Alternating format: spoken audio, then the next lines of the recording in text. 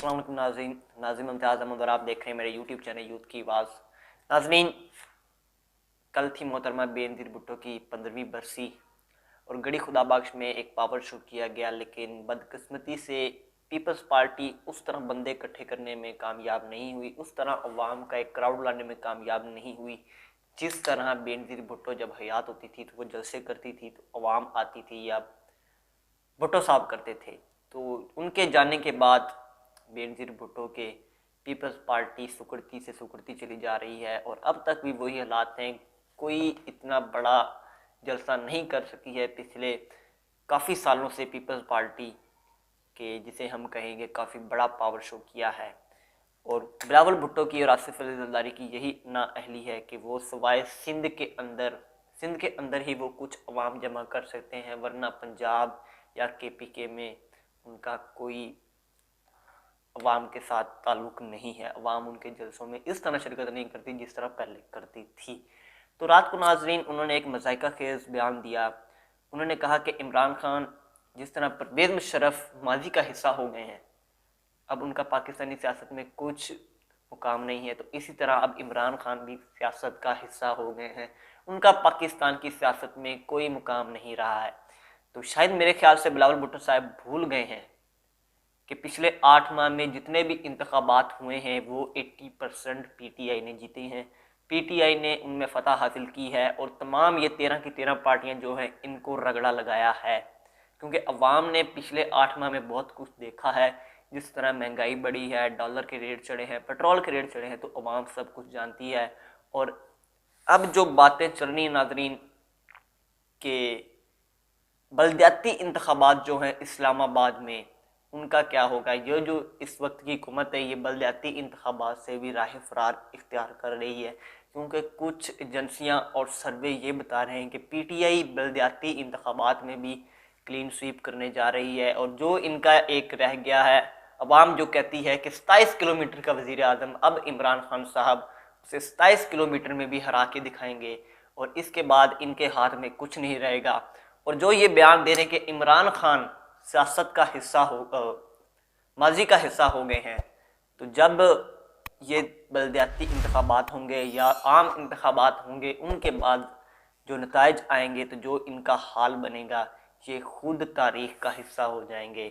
इस वक्त नाजरीन अगर कहीं पे कोई अदारों का आदमी या ये PDM की 13 जमातों में से कोई भी प्रेस कॉन्फ्रेंस करने आकर बैठता है तो उनके मुंह से सिर्फ एक ही नाम निकलता है और वो नाम है इमरान खान।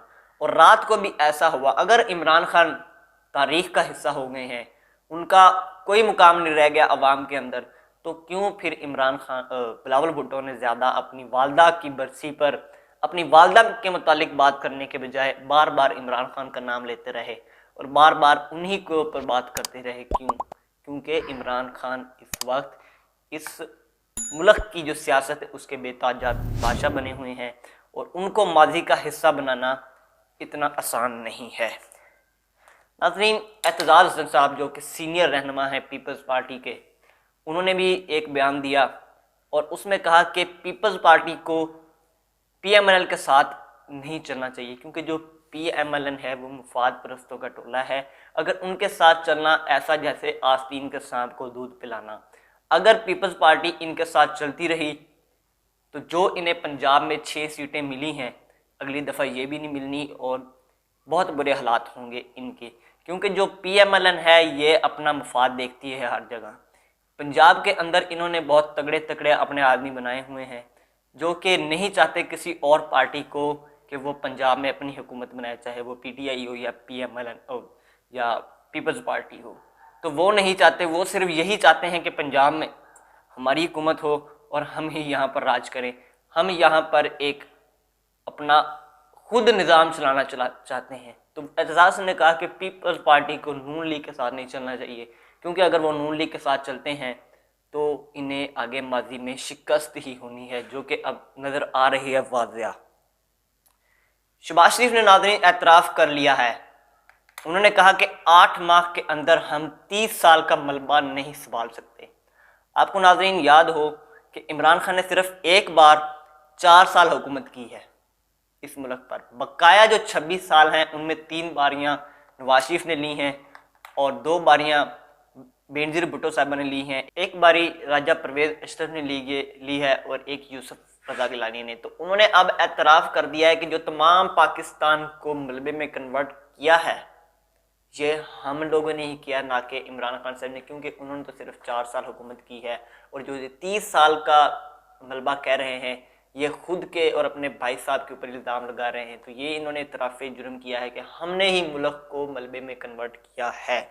नाजरीन, सितंबर 2021 में हुसैन हक्कानी को हायर किया गया वाशिंगटन में। इमरान खान साहब ने रात को इंटरव्यू में बताया और वहाँ एक बयानिया बनाया गया कि मैं जो हूँ वो एंटी अमेरिका हूँ और जो बाजवा है वो प्रो अमेरिका है। और वहाँ एक ऐसा तासुर बनाया गया कि मैं चाहता हूँ कि फैज़ हमीद को आर्मी चीफ के बतौर आर्मी चीफ लाऊं। तो ये उन्होंने कहा कि तब तो मैं इस बारे में सोच ही नहीं रहा था कि अगला आर्मी चीफ कौन बनेगा, मुझे और बड़े मसले थे, तो अभी हमने इस बारे में नहीं सोचा था।